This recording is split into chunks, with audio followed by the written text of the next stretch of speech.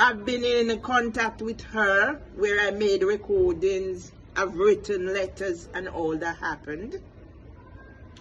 The case in point that I want to put on record, although I've done recording, is what Samantha Gibbs did on the 12th of January 2023. I was in my house, of course rented from Housing for Women. I've been living at Housing for Women since December 2000, result of domestic violence. I heard a knocking at my door. I stayed on my side of the door and I asked who it is or who it was, and the response was Samantha Gibbs. So yes, I do know of a Samantha Gibbs. I stayed behind my door and I asked, are you not supposed? No, I think she said to me she's there to introduce me to my new housing officer. I said through the door, are you not supposed to have given me notice? And she said she don't have to. So basically, Samantha Gibbs was at my door as a result of I was sent a letter asking me permission to give my key for the access to the entrance so they could get key for the communal area, which I did. I have the letter. So although Housing for Women has wiped my journal clean, I still have my defensive practice.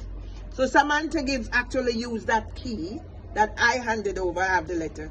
Come through the entrance, come knock on my door, and when I said to her, I'm not supposed to give me prior notice, she said she don't have to. So when I opened the door to talk to her, that's when she started accusing me of shouting at her. Because that's the statistic. She already had an attitude with the way she said. I Yeah. have to give you notice. Exactly. But why are you bringing, I've just recently had a new housing officer. But why, I've never had a housing officer coming on my doorstep to be introduced to me. They would tell me the information. You now want to give notice. Yes, and when I actually opened the door and Samantha Gibbs was asking for me, being very disrespectful, accusing me of shouting and all the rigmarole. I usually record people. The male that she claimed was my new housing officer lunged at me. Yes, he lunged at me. So I went back inside my house, closed my door, and I called the police. And throughout the time, it took the police so long to come, and that's why I'm raising concerns. Because if the police don't act now, Nigel Pierce, putting you on record, Elim House, I meet you. Commissioner of Police signing my book, I was there. If they don't act, this is my time now to get the world to understand how police came to my house. The first time to section me of a malicious report. Second time to murder me on the cover of Leave Margaret Hahn lecture to say I committed suicide. And they have been coming back to kidnap me. One time in particular, on my mother's birthday, I was dressed in my cultural clothes celebrating my mother's birthday. And what happened? They came as a result of my neighbor. I didn't know at the time until I went to Walworth police station for interview. It was reported that my neighbor came from work 1500 hours, heard shouting and screaming, went up to her flat, opened her window, and I cursed her.